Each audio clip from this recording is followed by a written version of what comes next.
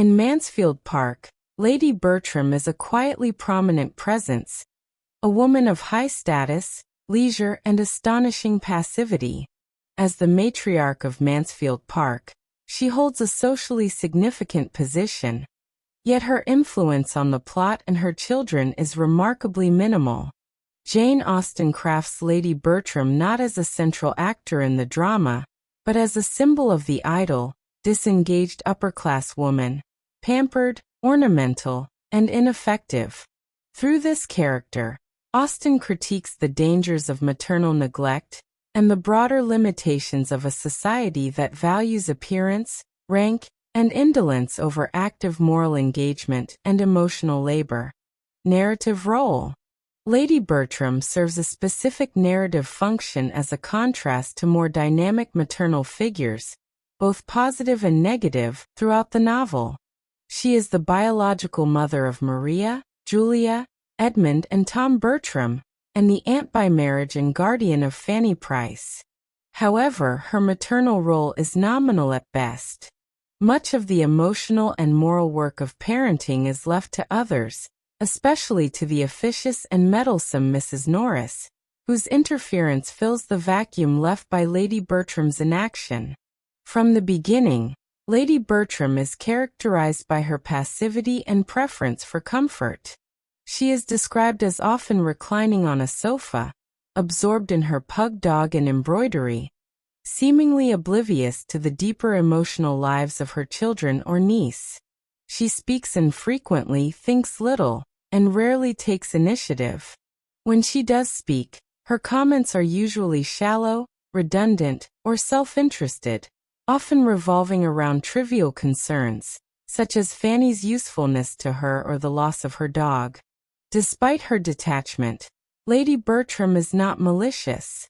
In contrast to Mrs. Norris's spiteful and manipulative nature, Lady Bertram is benign and even vaguely affectionate toward Fanny. However, her affection is unaccompanied by attentiveness, guidance, or moral instruction. In fact, her apparent fondness for Fanny arises mainly when Fanny proves herself useful as a companion or servant figure.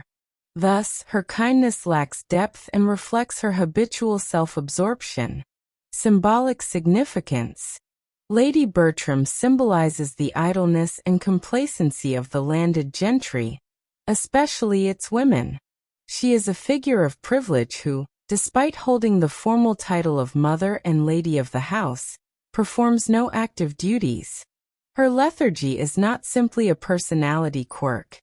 It reflects a social structure that allows aristocratic women to exist in luxurious disengagement, shielded from the responsibilities that come with power and influence.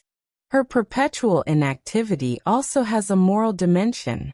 In Austen's world, moral authority and social leadership must be earned through involvement and virtue, rather than being inherited by rank alone. Lady Bertram fails as a mother not because she is cruel, but because she is absent. Her physical presence in the home does not translate to meaningful emotional or moral engagement. She is a portrait of the dangers of passivity when influence is needed most. In symbolic contrast, the truly moral woman in Mansfield Park, Fanny Price, is active in reflection, humble, and resilient. Though without wealth or status, Fanny succeeds where Lady Bertram fails. She observes, judges, and ultimately influences others for the better. Lady Bertram, on the other hand, sleeps through emotional crises, both literally and metaphorically. Broader implications. Lady Bertram's character underscores Austen's broader social critique of female roles in the early 19th century. While the aristocratic ideal for women emphasized elegance, gentleness, and obedience, Austen suggests that such ideals, when taken to extremes, produce women like Lady Bertram, unengaged, uninformed, and ultimately harmful through their inaction. She is a product of a culture that valued women primarily as ornamental figures in a domestic tableau, not as moral agents or active participants in their children's upbringing. In failing to educate or discipline her daughters, Lady Bertram indirectly contributes to their moral ruin. Maria's disastrous marriage and scandalous elopement can be partly attributed to her mother's failure to instill a sense of duty, integrity, or self-awareness. Lady Bertram never questions Maria's engagement to Mr. Rushworth, never intervenes in her flirtation with Henry Crawford, and seems only mildly disturbed by her eventual disgrace. Her reaction to Maria's fall is telling. She is more inconvenienced than heartbroken.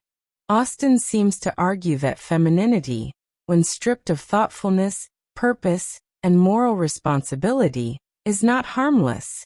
It is complicit. Lady Bertram's languid acceptance of everything around her reveals the dangers of a system that exalts women's submission and leisure, while ignoring their potential as moral and intellectual guides. Unlike Sir Thomas, who undergoes a degree of moral awakening by the end of the novel, Lady Bertram does not experience significant development. She remains essentially unchanged, offering comfort to Fanny when convenient, and expressing bland satisfaction when Edmund eventually marries her. Her contentment is shallow and self-serving, more reflective of the return of domestic stability than any genuine moral insight. Conclusion: Lady Bertram is a quietly influential figure in Mansfield Park, not through her actions, but through her inactions. As the silent matriarch of a morally declining household, she stands as a symbol of aristocratic indolence and the perils of disengaged motherhood. Jane Austen uses her to explore themes of moral responsibility, gender roles, and the hollowness of social prestige unaccompanied by ethical substance. Through Lady Bertram's passivity, Austen critiques a world that permits women of privilege to avoid the labor, emotional, intellectual, and moral, necessary to guide the next generation. Her character is a warning that comfort without conscience, rank without responsibility, and status without engagement can lead to personal and familial ruin. In contrast, Mansfield Park champions those, like Fanny Price, who cultivate inner virtue, regardless of their social standing.